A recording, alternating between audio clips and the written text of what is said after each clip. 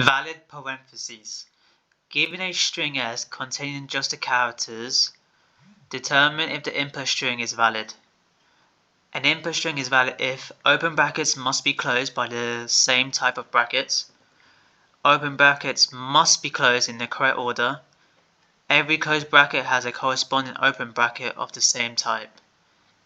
There's three examples. The first example is true, the second example is true, and the third example is false. Constraints. 1 less than equal to s.length is less than equal to 10 to the power 4.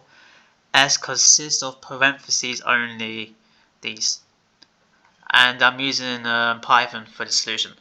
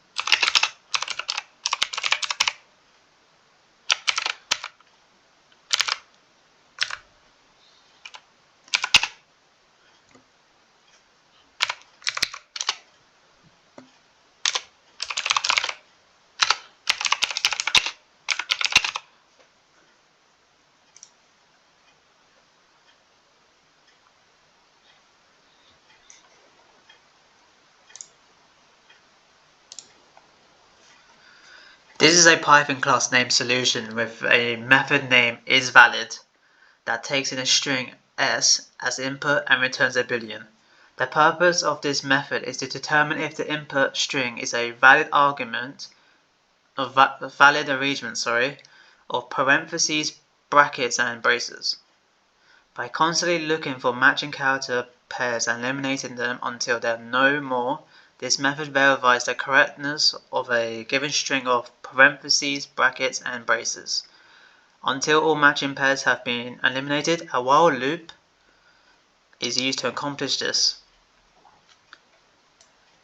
The function returns true to indicate that the string is legitimate if it is empty after this procedure, since it signifies that all parents have been matched and eliminated.